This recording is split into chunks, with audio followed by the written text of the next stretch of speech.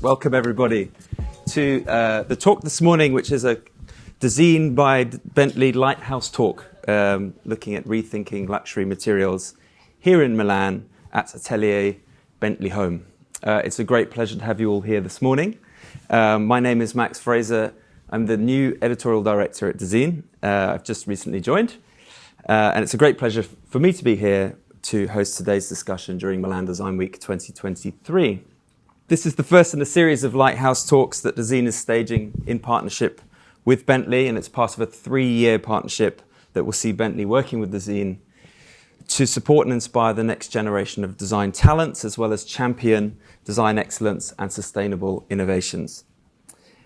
During today's discussion, we will be asking what the future of luxury holds, with a particular focus on some of the new material innovations that might move the sector beyond the time-honoured material palette of noble and perhaps rare materials that are often associated with luxury. And we will hear various interpretations of the word luxury in 2023 and consider innovations in biomaterials and fabrication, as well as the role of circularity in the supply chain. Indeed, who is driving change, and can the high-end sector help to lead the way in terms of a new era of responsible innovation? So I'm joined by a great panel this morning. At the end here, we have Ilse Crawford. She's the designer and founder of Studioilse in London. Next to her is Chris Cooke, head of Bentley Design Collaborations. Next to him, Monique Zappalà is the art creative director at Bentley Home. And next to me is Maurizio Montalti. He's the chairman and co-founder of Sqim. So in a moment, I will ask each speaker to briefly introduce themselves beyond what I've just said, and indeed their work, and then we will spend about 40 minutes or so in discussion before opening up to our guests here today in the room. So if you do have any questions, get thinking as we go along. So without further ado, who should we start with? Ilse, tell us about yourself. But I'd also like, at this moment, if you could introduce yourselves, but at the same time answer my first question, which is I'm interested in your definition of what luxury means today. And I think we probably all in this room have a preconception of what the word means. And I thought it might be interesting to hear from each of you to set a sort of 2023 benchmark in the definition of the word. Well, introduce yourself first. Okay, I've had a very varied career, starting out as journalist, moving into product development in New York in the fashion world, to starting my own studio and teaching indeed at the Design Academy Eindhoven, which is something that Maurizio and I have in common. Alongside that, my own studio works out in the field. So we essentially make places, I would say, commercially, with clients who want to push the boundaries. We've worked across projects at a smaller scale, like Aesop originally, Edhem in Stockholm, social projects, Refectory and Felix for the food charity, Food for Soul, and also for private clients. What's interesting about my background is that I get to see inside people's minds, because I think in order to change the future, first of all, you have to design minds. And to answer the first question, therefore, what is luxury? I think it really is a moving target. I think often when people discuss luxury, so it's a fixed thing. But I mean, that's patently not true. If you look at the historical cycle of luxury, it always starts as a sort of vision of the future. It becomes developed, and then it gets hollowed out. So, we're seeing metre on metre of beige sofa. I think it might be, on its last legs, that one. Now, our clients at least, and I would say they are ahead of the curve, otherwise they wouldn't be working with us, whether in commercial or in private, are looking certainly at how to be environmentally and also in terms of the wider messaging of what they do sustainable, but they're very wary of, greenwash or indeed hogwash. And at the same time, they also want it usually, but not only, to be rather sophisticated. But there's absolutely no question in my mind that if I look at our clients' age range, I would say from late 30s to 60, it's, as one of them said, taking a deep breath, it must be said, because it was a big commercial project, said, I don't want to be one of the last generation. I want to be one of the first of the next generation. Great. Thank you, Ilse. Chris. Okay, thank you. So, hello everybody. I'm Chris Cooke. I'm head of Bentley Design Collaborations. Bentley is a lifestyle brand at its very heart. It's a 100-year-old company with fantastic level of prestige attached to it. And my role as head of Design Collaborations is to really collaborate with amazing people, amazing companies that are breaking new ground in the luxury industry. For me, it's a fantastic job because I get to see a lot of the luxury world and a wide range of different products and different, certainly, materials as well. So for me, luxury really, to define a luxury product, it's obviously a subjective subject. It means different things to different people. So it's always hard to kind of pinpoint exactly what it is. For me, it's something that really exudes quality. I think it needs to be something that is ultimately unique and beautiful. But I think the real key message with what makes a luxury material is human interaction, human investment, I think. Someone that is either investing in time or a skill to create something that is inherently beautiful. I think that's what makes something truly special.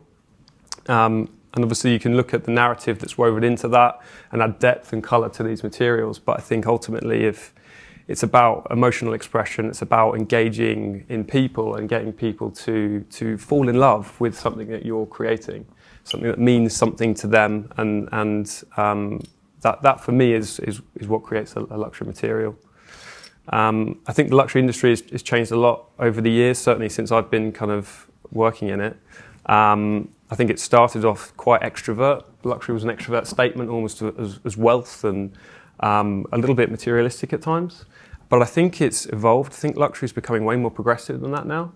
I think that it's more about a personal statement for you as an individual and kind of working with brands and purchasing brands that align to your value system. I think that's the future of luxury, and I think that's where luxury is now and today. Thank you. Thank you, Chris. Monique, over to you. Okay, so I'm Monique Zappalà, and welcome to the Bentley Atelier.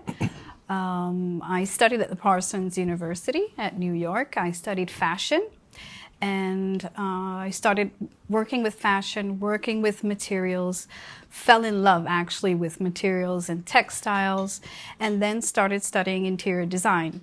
I worked in luxury living. The first brand that I worked with was Kenzo Maison. So of course the textiles, the materials really came in. And 10 years ago we started with Bentley Home, so a huge challenge, an automotive that's doing a lifestyle. What more challenging than that was? So of course, again, the Bentley motors, the beautiful materials that they have inside, it was actually interpreting not the car, but what this client wants to live. What can we give? Where can we take them? What can be this journey? So getting out of the car, taking the beauty that was in the car and taking it to a fantastic journey that's home, that's giving him actually the vibe of where a home can be. This was the most difficult part and the most challenging part at the beginning. Mm-hmm. So luxury, of course, for me is authenticity. So that's the first thing. It has to be real. Luxury has to be real. It's behind people, it's behind materials, it's behind something very different. But to make it different, it has to be real. Thank you, Monique. You're welcome. Maurizio, over to you. Here we go. It's fantastic to be here today in great company, and thanks for having me. Well, talking about myself, in a nutshell, I always have difficulty to define myself with a single word because I have a rather hybrid background. But, well, let's start from what I'm running in the Netherlands. I'm a designer by training, and I run a design studio. It's a design research-driven studio in the Netherlands that experiments at the border between disciplines, and particularly the disciplines of design and microbiology, biotechnology, that brought me in time to work in close cooperation with other than human systems, in fact, microorganisms, and specifically fungal organisms, to enact novel processes of production. So, let's say, establish the possibility of shifting the paradigm of production from the one that is usually rooted in extractive, exploitative type of approaches towards fully regenerative processes. This is rooted in an active cooperation with the plurality of life that exists among us. And in fact, working with nature as part of nature, for nature, which is a fundamental point, of course, to reflect upon, considering that we still nowadays too often tend to establish quite a nonsensical divide between the notions of nature and culture, as if culture would be something outside of nature. And we do not recognize the dynamic meaning of what nature is in its continuous becoming and transformation, with culture being one force shaping it. So what I actually try to do as part of the studio's projects, which are more experimental, explorative projects, is to reconciliate our relationship with all the rest of the life through a bit of a renewed vision of our material culture. Therefore, partnering with organisms, microorganisms, to create materials that have a fantastic background story in terms of narrative and in terms of sustainability and positive impact when it comes to the ecological resonance that they bring about. But first and foremost, materials that perform and that offer technical qualities as well as experience in order to really be uptaken by the market and start driving a change. And this is something that eventually I started doing back in 2015 with my venture, my company. It's a company based here in Italy that is busy with scaling up and standardizing biological-based processes, biofabrication-based processes for the creation of novel materials and products.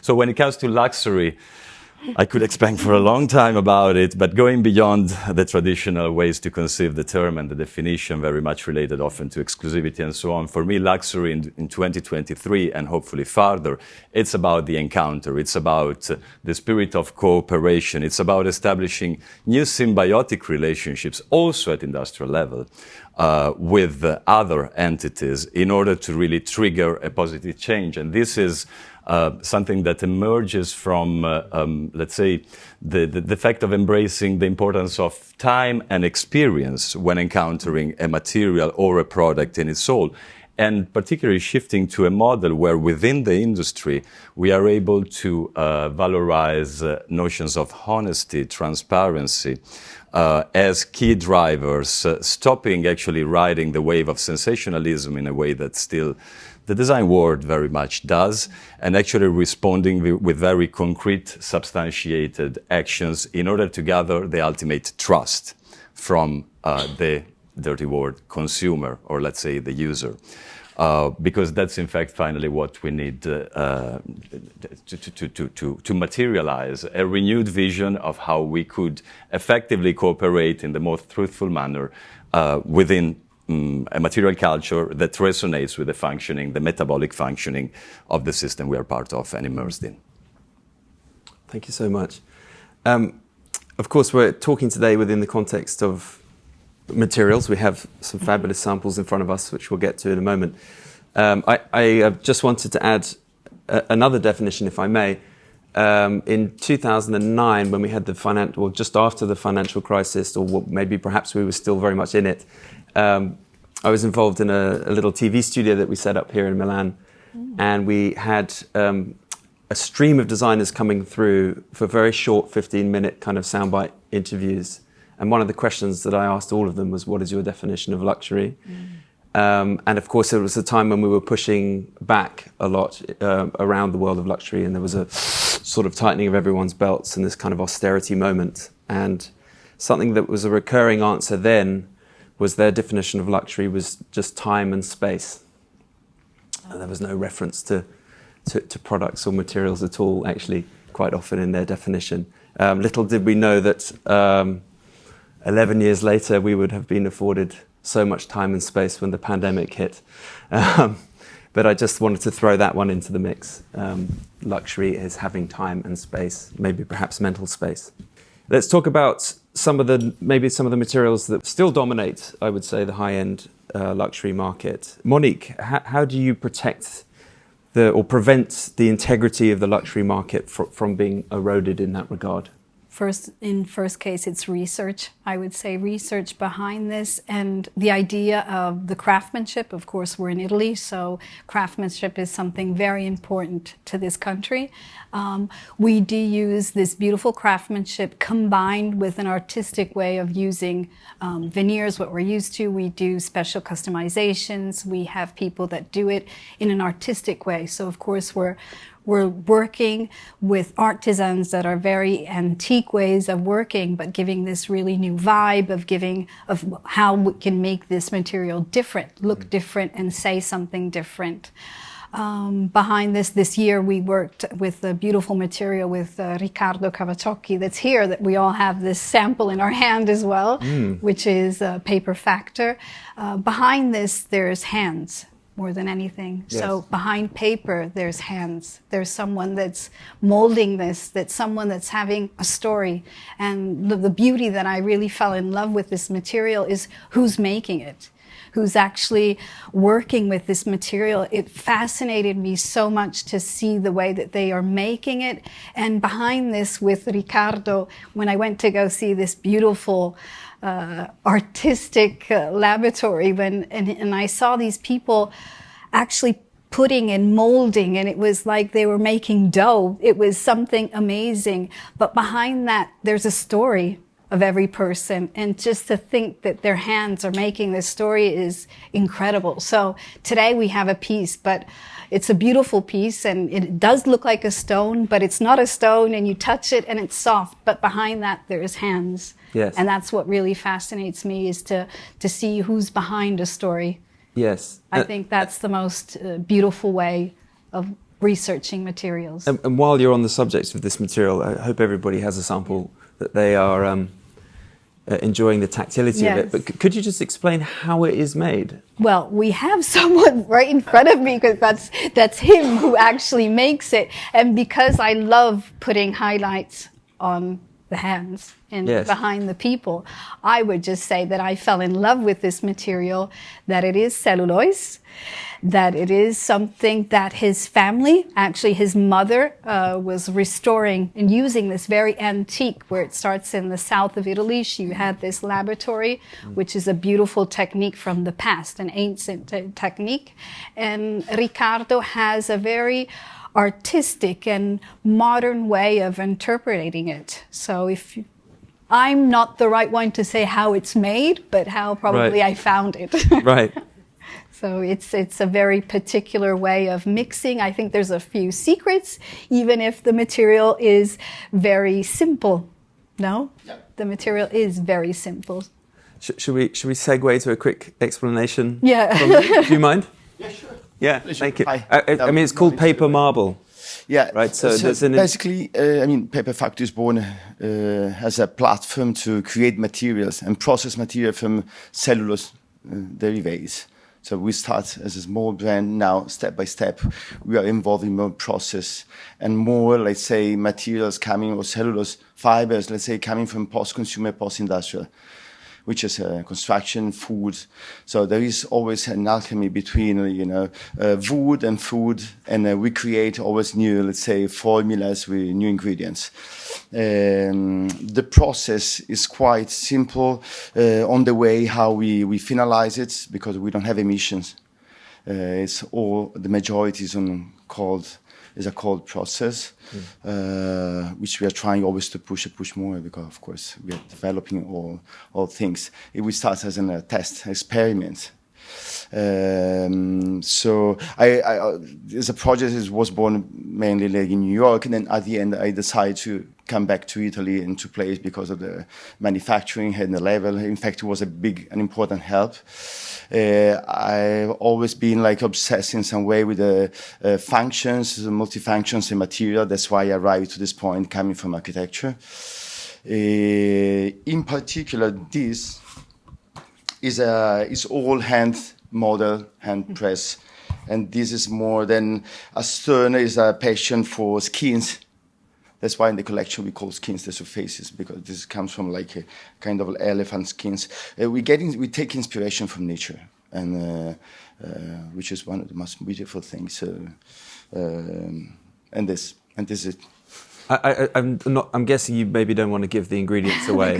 That's what I'm getting at. No, not at all. But my interest always with these kind of... Even extremely technical, so probably it's not even interesting. But we do use cellulose, or from like a sustainable production chain. Sometimes depends by the color. Like in this case, I recycle.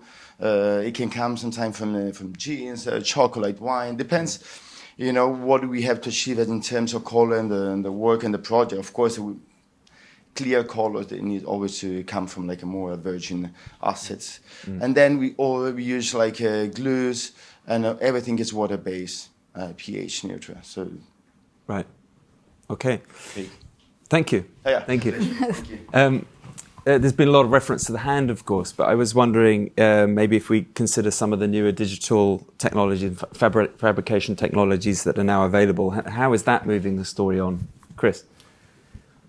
I think technology as a whole, especially from my experience, I am a automotive designer. I trained as an automotive designer, worked at Bentley for a long time. So I'm absolutely obsessed with surfaces and surface quality. I drive Monique crazy when we're designing pieces for the actual, the finite, minute details of the form of a piece. I think that always comes in a balance, though. I think that you need to have a balance between things that are very precise and also things that are very beautiful. I think, it's also nice when you also see little kind of imperfections in final surfaces because they've been made by hand and by love. But I think, future technologies, and in terms of digitalization, one thing is that we can be more precise with the surfaces we're creating. That helps us in terms of, that saves us a bit more time in terms of developing surfaces moving forward. Luxury design is an iterative process. Things aren't right first time, and I think it takes time to go over and over and make sure that a product is at its very best that it can be. And so in terms of fabrication, we were seeing a rise, certainly over the last few years, of new technologies coming forward that are linked to digital. So for things like 3D printing, for example, 3D printing isn't really a luxury manufacturing process. People 3D print in their bedrooms now. But what's really interesting about the shift to that kind of dynamic is that it changes the onus from the craft being involved in the manufacturing process, which is more traditional, to the craft being involved in the digital process. Because that level of craft, that level of digital creation is still a form of craft. To create these kind of crazy and really exciting structures that you can with 3D printing, you have to end up, we've done it a few times, but we've had to write algorithms to actually create these surfaces. And it's not easy. It's a form of craftsmanship. So I think that's a very exciting kind of avenue to move down, and I think that's something that the luxury industry will continue to investigate in. But at the same time, I do generally think there's still a drive and a desire for those kind of more traditional notions of luxury and of craftsmanship. I don't think they'll go away. I think we can innovate and we can change those things and we can change the narrative. But I still think there'll be a firm place for just beautifully simple, well done, well executed materials. And certainly the marriage of those two things within the Bentley factory is a beautiful thing to witness, right? You're absolutely, cutting edge technologies right next to incredible hand skill, all in the same environment, and the merging of the two. We call it, we notion it the harmony of polarities, because we as a brand, we play with the two extremes a lot. Yeah. We're something that's very contemporary, but also very traditional. We have a lot of technology, but also a lot of hand craftsmanship. And that really comes through in the products we create as well, outside of the automotive world. Yeah. This is a question for Ilse and Maurizio. Maybe we start with you, Ilse. you're working with lots of different manufacturers and brands in what you do. How do you feel like some of those brands are responding to the population's kind of increasing awareness and indeed concern of their ecological footprint? I think some undoubtedly are, and actually often I think people are surprised by which ones they are. There's a lot of talk, and it's very interesting to see where the action is happening. But it is a really tough call because, the world that we live in is like a sort of ocean liner, and it's not going to just spin around overnight. It's a whole system we're talking about. And so in a lot of our projects, we work with smaller suppliers where we have visible supply chains. And that's, I think, where things get really fascinating, because it's a constant reminder of how we've, basically the commodification of everything for the last few hundred years when we talk about noble materials. But every material is noble. All materials can be beautiful if they are looked at differently, if they are touched by the hand, if the skill is there. It's what we do with them that makes the difference. And, I'm completely agree with Maurizio in terms of our relationship with nature. But to be perfectly honest, we've messed that up, big time with lots of other plants. We were talking about some of the samples that are just in front. And I think the number of layers of commercial exploitation, cultural exploitation, one could go on and on, that make us not even see the possibilities of plants is extraordinary. We were looking at some materials here ourselves just before and not able to really tell what they are. I can talk to a couple of these soon, but very often the fact that historically something's been used in, let's call it a poor capacity effect, makes us not understand that it is a sustainable thing, especially if you take out all the layers of profit in between. And I should add that Ilse put me through the test this morning with some of these materials, and they are amazingly difficult to identify, weirdly, along the lines of what you're saying. But indeed, actually, to connect to the latter that you were talking about, so the need, let's say, for education also in the audience about what is what, in particular about the origin of things. This is a fundamental requirement for progressing further, and not just within the consumer world, but particularly within the relationships with brands. From my humble position, I can say that along the past few years, I had the privilege to cooperate, and still I'm doing, with the luxury industry, particularly the luxury fashion industry, but also the automotive market at large, including luxury companies. And there is truly a drive towards change being very prominent at this moment, in some cases out of will, in most of the cases out of need. And way too often there are, let's say, there is a lack of understanding of what simple notions encompass. Particularly, we can go back to the very ever-used and strongly misused term bio, the suffix bio, which tends to confuse every single body, because nowadays nobody knows anymore what does it mean that something is biological, bio-based, biodegradable, or there are a lot of definitions that tend to create a lot of confusion. And this is also the case within the brands. So in my experience, it's been key actually to go through, let's say, an early stage process of getting to know each other by working without pretending to be particularly presumptuous, but as an educator within that system, and trying to explain also what triggering a certain type of innovative outputs has as implications, including the fundamental need for a relatively, medium, if not long-term timeline to look at when it comes to the full innovation journey that can bring to effectively deliver innovations that can make a difference. And this is something that we are experiencing as a consistent acceleration within the particular field I'm operating within. Because, in fact, biotechnology is progressing very, very quickly. But there is a little bit of a strange expectation about the fact that things could change from day to night, and that is not the case.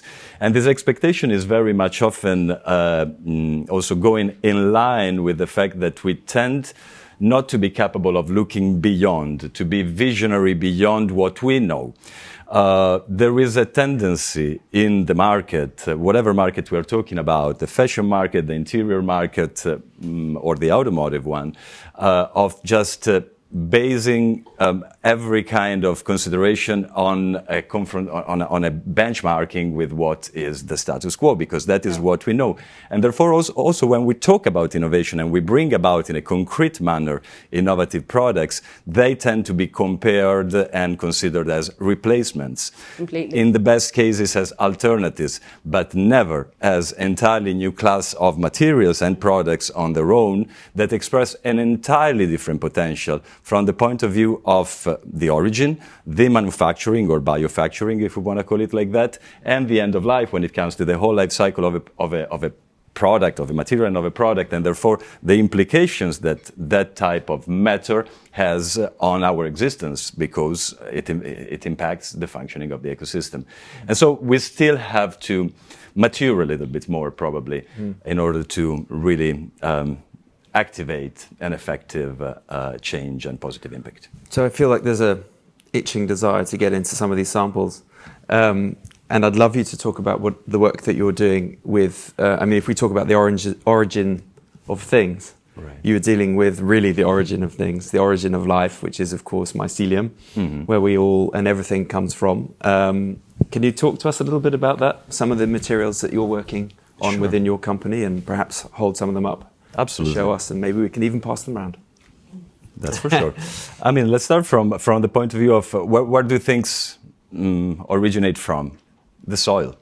The soil. We depend on the soil. We depend on the health of the soil, of the ecosystem. And within the soil, there is a multiplicity of organisms or living systems that cooperate or compete, no matter how we look at it, in order to establish this complex dynamic. And one among those many organisms are fungi, a kingdom on their own. They are not plants.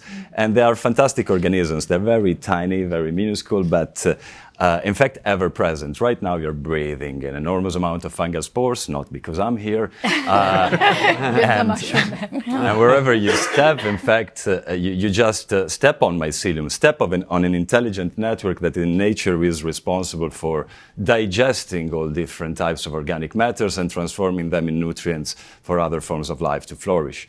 And what we do is, in fact, at a company level, and it all started at a studio level, is to promote processes of mycelial growth by feeding these organisms with residual materials from other value chains. So what people often call waste, we're talking here about lignocellulosic material, so any kind of plant, vegetal matter that contains cellulose and that can function as a food source for your organism, of course in a good blend, and then you have to establish particular conditions. But once you have made your fungus comfortable, you allow it to basically ferment these materials, to feed on them, and to transform them into something else, which is in fact fungal biomass.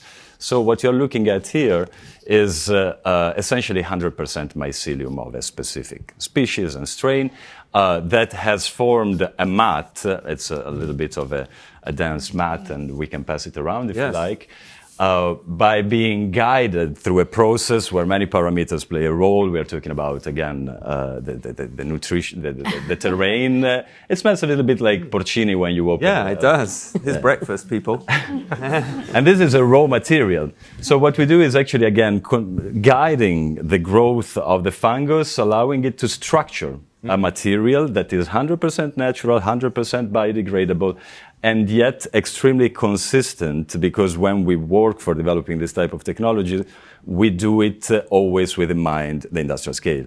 We need to look at the feedstock availability, we need to look at the industrial scalability from all points of view, and in this case we have been able, through our proprietary technology, to achieve products that are fully homogeneous and fully reactive. Homogeneous from the point of view of density and color, but reactive also along processes of transformation in downstream, which is the analogy to what happens in the case of animal leather when it comes to tanning.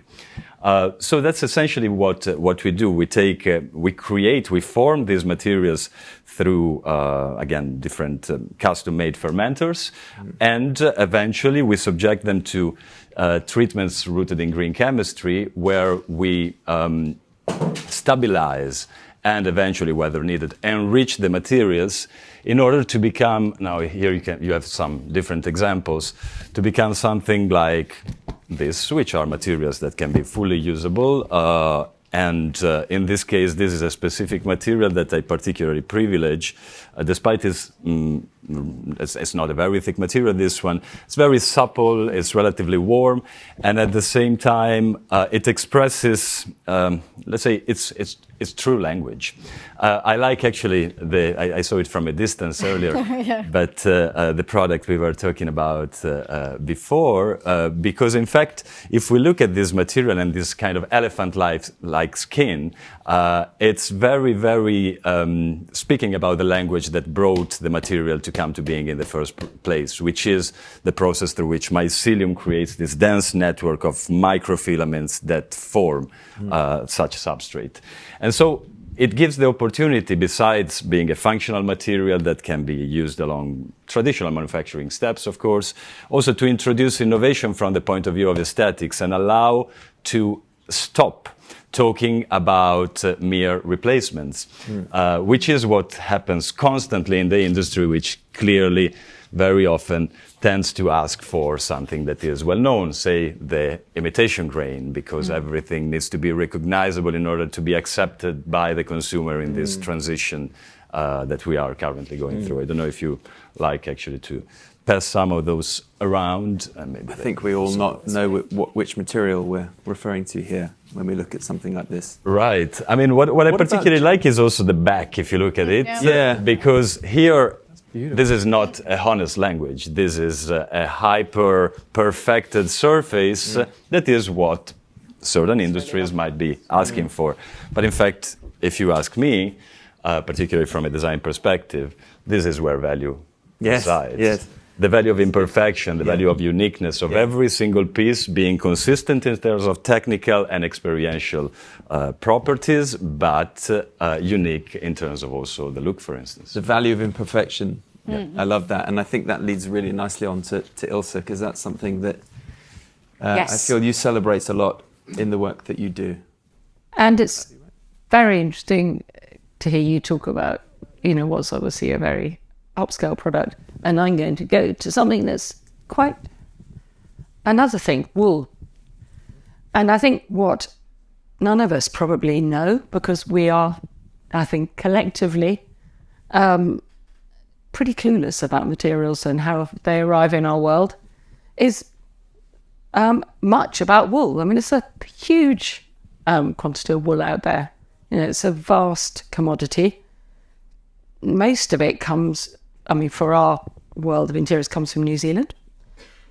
And then it goes to various places in the world. In order to get natural wool, it's usually bleached and then dyed a natural colour, so that you get the standardised product that everybody, the market, demands, which is clearly bonkers. So when we did a project with Nanny Marquina, that's a very reputable, very passionate company based in Barcelona, decades old, we said, okay, let's ask the producers what they would love to work with, the producers of these carpets. And it was really interesting. It boiled down very simply to no bleach, no dye, locally sourced and hand spun. So essentially taking all the nasties out of the system, which is one of the reasons that, we vilified these things. But also taking also the money back to them, in the house. The spinning is done within their communities. The wool is sourced as locally as possible. It stops it travelling around the world and going back and forth, being dyed and bleached and probably bleached again. The downside of this, if you want to say there's a downside, is it's not perfect, to your point. So one of the challenges was to design people's minds, essentially, And it took a little while. It wasn't an instant thing. For people to recognize that while they would choose a sample in New York, let's say, the carpet when it arrived might be slightly different, because guess what? The sheep was different. The place they lived was different. The time of the year was different. I mean, within a bandwidth, you know, it wasn't crazy different, but we're so used to this idea that we get what we want. You know, we choose something and we match it, and we can't let go of this idea of control, actually. And a whole financial system is based on that. That's actually, in my opinion, really bad for the end result and really bad for the makers. Also have to have a sniff. It smells wonderful. How do you respond to that notion of perfection and consistency, both of you? Because, of course, that's so much... Wow. To a large extent, your world, you know. That's the big challenge of where we are in the luxury field is... Two sides of the leather. It's two sides of the leather. Yeah. I remember some vases that were, actually, we still have them, that were made in Murano. And, of course, they're blown by mouth. And some clients said, but they're not perfect. And there's bubbles. And it was really difficult to say, do you really know how this is made? Because how can this be the same? And where is that something is perfect? Who really says this is perfection? You know, why does something have to be so perfect? But it is the huge challenge, and I really feel it because this is where I am. I'm in the luxury field, and this is where we have to really help our clients, and especially, you know, new generations and different areas of the world to think, you know, that this is the beauty, is to see that it can't be perfect. And this is the real beauty about it. I mean, it's probably not just your clients, but it's probably internally yes, as well. Yes, right? yes, definitely. There's like a it's need measurable, for a bit no? of... Yeah. Perfection. Absolutely. Yeah, it is. It's scary. Yeah. There's a need for some re-education, I think, in the world today, because it happens, you know, to us as well, where, you know, a client will see maybe a piece of stitching, and you'll see a slight wobble in one of the stitches, and they say that's not perfect. But, you know, for maybe some other products that they have, which are mass manufactured on a machine, they are perfect. They're pinned straight. And you have to say that, you know, the reason that's not perfect is because someone's made that. Someone who has taken years to learn their craft, has put their heart and soul into that, and they've made that little wobble, and that imperfection is how you can tell. So it's bringing them on that journey to understand the beauty in the imperfection of real, authentic materials and how they're put together. It's something that we try to do. But it's very interesting though, because definitely generationally, I can think of clients who, I mean, and they fit that description completely. But what I am noticing is happening, and interestingly, it's slightly, you know, it's younger, but it's people in tech. They're reacting against that completely. People who've made their money in technology want the physical, the warmth. You know, they're sending their children to Waldorf schools. You know, they read books. They never read novels on screen. You know, their boundaries, I think, are very different. And obviously, one has to be careful of generalization. Different parts of the world, slightly different, but it's not one or two. It's definitely a movement. Yeah. I mean, there's storytelling is a huge part of this as well. You know, if you put imperfect products in front of somebody with no story, you may struggle. So how as a brand, do you communicate the notion of how do you communicate all these important stories behind some of these innovations? Who wants to answer that one? I mean, maybe I can take it off. Go for it. Well, the narrative is, of course, very important in order to, it's not educate sounds a little bit presumptuous, but inform your counterpart, your interlocutor. Yeah. Nevertheless, the narrative can be also very dangerous, and that's the world we live in. Of course, when it comes to substantiate a certain type of appreciation for something that maybe somebody cannot recognize because maybe lacking the sensitivity for a craft-based skill or for the uniqueness of a certain manufacturing process based on craft and so on. That's one thing. But when it comes to promoting products or wannabe products, there is such a confusion out there. It's like everybody, these days more than ever, considering, of course, the digital culture and the media world at large, rise the wave of sensational announcements that way too often do not correspond to the actual thing that is existing at the time. And so also when it comes to materials, no matter if they are more traditional materials, so to say, rather than more up-and-coming and innovative solutions, there is a lot of confusion in regard to what is real, what is tangible, what is concretely and feasibly possible to implement in a project, and what it is in fact really, and what is not. In fact, we see a lot of different manifestations of what I'm telling when it comes to people building up fantastic campaigns in terms of marketing and communication, but not being capable eventually to deliver what they promise, or faking information or hiding information behind the purity or the virtuous impact that a certain material or product may bring about. And this is, I think, and I connect to my definition of luxury earlier on, I think is something that we in design are fundamentally responsible for.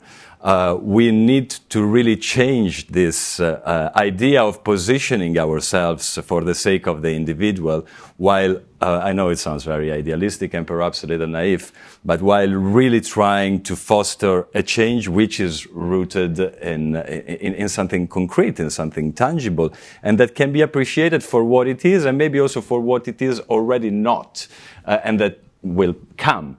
But again, this notion of transparency, this notion of honesty should be reflected in the nature of what a product truly embeds, and also in regard, of course, to every single little detail that characterizes the uniqueness of that specific article due to the impact that the skill, like craft-based skill, can have along the manufacture. As you said earlier, you know, and if you tell the truth, no one can find you out. So, but I think that's an issue right now. And then what about sort of skepticism around longevity and durability? Because that's, of course, issues if you're applying, depending where you're applying the material within which market. I mean, certainly within the car market, I would imagine you're having to deal with enormous levels of testing, health and safety, you name it, around a new material before it's introduced to a car, which of course you may be able to implement a little bit sooner within the home collection. Perhaps it's a different application. Do you want to talk about that in relation to the car market specifically? Yeah, you're absolutely right. I mean, the automotive industry is just famous for the stringent level of testing that goes into any material that's selected. I mean, there's just it takes years to get a material from, okay, that looks interesting, could we use that, down to it's in a production line and it's being moved into to a customer's home. And we lose a lot of materials that way, and we lose a lot of the creativity that way. And it's hard. It's hard for designers when they're putting their heart and soul into these pieces, and they think it's going to be incredible. It hasn't passed the UV test. And, you know, I've fallen foul to that in my career many, many times. And so what's really nice about the fact that we are a lifestyle brand, and the fact that we have the ability to work outside of automotive so well and so creatively, is that we can start investigating these, you know, amazing things and these amazing materials and steadily bring them back into the car. Perhaps we can lead the automotive industry on some of the things that we're creating. And, you know, these materials, these are inherently Bentley materials. They function in the way that we want them to. So we know that for sure. But I really think that it's an approach that we can do with the Bentley world. So it's okay, it's not going in a car, but Bentley is this material that we're actually studying, that we're looking for in our field. So it is Bentley. When we see a piece, when we design a piece together, when we choose the materials, it always has to aim at the end that it has to be Bentley. So even if we are looking in new materials that can't go inside of a car, it's a little bit like our collection. It's not living inside of a car. It's out of the car. So that's when it's named Bentley. So it's our product. It doesn't have to be in the car.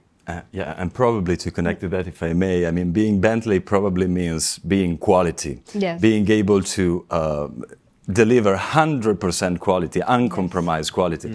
And this is in fact a little bit of the ultimate question, because particularly when it comes to materials and their need to perform, coming back to your question about potential skepticism also in regard to durability of something that is meant to be natural, and therefore it's understood as something that might pass very quickly, might not pass the UV test, rather than even the most banal mechanical test, tensile strength or whatever kind of fire resistance or whatever other stringent tests that exist in automotive. The point is, what is the trade-off that you are able to go through? What kind of compromise, that always sounds like a dirty word, are you able to embrace without completely jeopardizing the origin of your initiative? And I make the example, still talking about our material culture, when it comes to materials that are considered natural, even animal leather, animal-derived leather. People think it's natural material. It's right. There's nothing natural to it. That has nothing to do with an animal skin, mostly often, particularly because the material is subjected to a lot of different treatments along tanning, and depending on which type of tanning, there might be very dangerous compounds involved. And eventually, even the leather that people recognize as a natural material is coated mostly often with polyurethane. And this is often also the case, inevitably, in any industry. The automotive industry also has a need for perfected surfaces, of course. We see it very well here in Italy, where we have 3 districts in the case of leather working, one being in Veneto, which takes care about the automotive hides. It's big hides, and they need to have an exceptional quality, as opposed to the Tuscany one or the Campania one, which are completely different. But coming back to my point, it's okay, am I able to guarantee quality? And what stands for quality? Durability is one of that factors. Durability is a key element. So if I want to ensure that 100% natural material, the raw material you saw before, that white, fluffy, spongy thingy, can withstand the action of time and so on, I need to embrace today, at this technological moment where in fact not everything has yet been exploded, a little compromise that allows me to maybe sacrifice a couple of percentage points of the naturality of that product in order to ensure that long-lasting capabilities embedded within the product. And this is, again, there's no right or wrong. It's about evaluating what is the main driver and taking responsibility for the implications that introducing perhaps non-degradable compounds that, though ensure durability, has. What are the implications in terms of end of life? How can you take responsibility in taking back that material and knowing how to deal with it once it gets discarded? So it's yet again about conceiving everything along our production processes within again, our industries as something beyond circular, I would say even beyond regenerative, but in fact essentially metabolic, something that needs to fully transform along different cycles in order to flow back as nutrients in the system and allow for regeneration to happen. I mean, you used the word discarded. Yeah. I mean, Ilse, I think of you as somebody who vehemently against the notion of anything being discarded at all, and in fact, things getting better and better and better with age. Yes, and I think one of our jobs is making our clients comfortable with the idea that things do age, and we put a lot of time into what we call the maintenance manual, which is this very big Bible of looking after things, because it's such old knowledge that you actually need to look after things. And I think part of the durability question is also that people don't look after things like they used to. I mean, people, used to lovingly care for their cars, and that's maybe not so common these days. And it can change, I think. I mean, obviously, you can't switch the clock right back to things that are completely imperfect in your world. But if I think of some experience we had, for example, of doing furniture with a big brand, they were very nervous at a corporate level of taking away the plastic coating because of the international regs, everything you can imagine. But in the end, they realized that it was counterproductive because they really wanted to express this use of a natural material, in this case cork. And they spent a year developing a wax that met all the international regs, that protected it, and so on. So I think it's also the will to find alternatives to the notion that it's a one-stop shop of longevity, that we have to find other ways that allow for things to last, but potentially that do also require some degree of maintenance.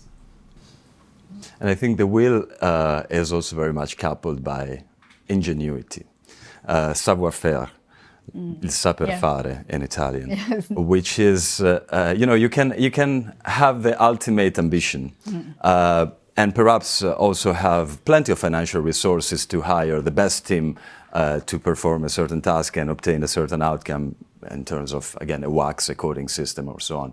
But there's no guarantee of success if you're lacking that special ingredient. And that's something that, in fact, we witness actually quite on a daily basis, particularly here in Europe, and in our case specifically in Italy, when confronting ourselves to our counterparts, for instance, in the States, where the ecosystem is very different, the culture of business is very different, the capital available is very different.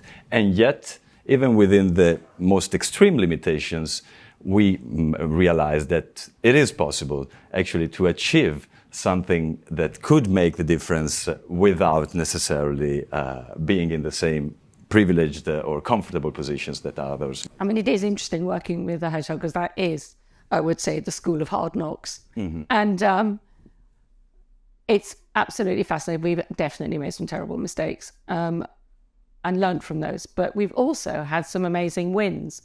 And one of them is that when you have a team that are empowered, that do have the knowledge, people perceive the quality of the space because their perception of something that is looked after is that it's more valuable. So there's an interesting non-verbal narrative that happens there. Seeing the team going around, taking care of things really changes the perceived value of the place, as opposed to just spraying that smelly stuff. I'm conscious of time, and I'm sure all of your brains have been whirring throughout this conversation, and I hope some of you might have some questions you'd like to ask. Please do put up your hand. I should add that we do have a microphone. Please use the microphone. Yes. Test? Okay. There you go. Far away. I just sort of going back to what you were talking about a few minutes ago, how do we in reality brand imperfection when every aspect of our lives, our psyche, our very DNA, whether it's fashion or food, or whether it's cosmetic surgery, whether it's diamonds, whether it's even our religions where we're sought to teach, to seek spiritual perfection, except if you're Catholics, you're forgiven for flaws. But the very essence of criticism is flaw. So if everybody's looking and striving for perfect, how do you brand imperfection? Thank you, sir. That's a great question. Who'd like to answer that? Well, I'd say having the courage. Definitely is having the courage.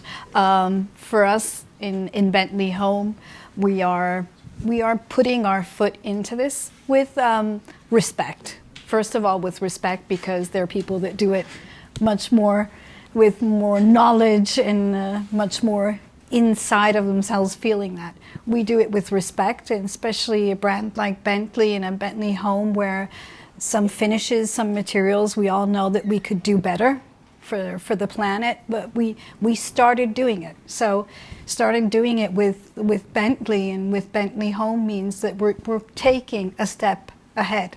Doesn't mean that we're doing the right thing because we're doing something that's different or it's not perfection. It means that we have a beautiful brand, and if a beautiful brand is doing something different, that means that different or not perfectly made, it could be something that's perfect. So I think brands do have a lot of responsibility today, and we're starting to do it. This is the beginning, and definitely it's only the beginning of just saying that brands can make a difference. I think part of that as well is, to kind of answer your question, is the presentation of it. I think if you can present it in an intentional way to show the beauty of it, because a lot of the natural materials, they do have flaws, but we always see that as part of the beauty of the material. And I think if you intentionally present it in a beautiful way and show people how beautiful these flaws are, yes, then you kind of shift that kind of expectation in their minds. Loud enough, could I just jump over that? So would you be saying making that flaw unique to you? The USP would be that, yes, there's a flaw, but you own that flaw. Absolutely. It's unique. And that's the back. Now you're back to luxury because it is unique. Yeah, and every piece is unique. I mean, we go back to Ricardo. What you're creating with the paper marble. This is all done by hand by a craftsman, and every single panel is completely unique to you. You own the only one that looks exactly like that, and that's so special. That is special. That's something that you take with you in a story. You take with you forever. Thank you. Another question from anyone? Thank you, Fanny. Please. Thank you. So, yes, the mindset has to change, at least the general mindset, because we all know people who are thinking differently. To change in terms of how people consume, also how you sell things, because if you have a unique sample, you may sell quantities of them on that sample and they will all come out differently. And then I think one focus which is for me very interesting is how do we also change production modes, and production modes that take into account the end of life of the product. Ricardo was mentioning glues that were water-based, and I think that's where brands like yours have a role to play in showing that when you do small quantities, you can create new production processes that are viable, that the industry, like the automotive industry, can then get inspiration from and get comfort in that it is feasible, because it's only with the larger industries that we're going to be changing the way we live. So people like you, Maurizio, are really leading the way in showing how we can do things differently.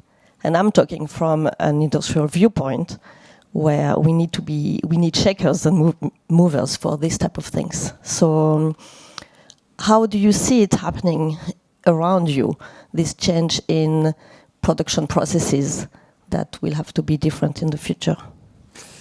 Well, it's very articulated now. Coming to the uniqueness, which you also mentioned at the beginning and connects to the previous question, I think it's very important to realize that when you deal with innovative production processes rooted in natural dynamics and the functioning of and skills of natural organisms, you can never be as deterministic as you are, for instance, with disciplines such as chemistry.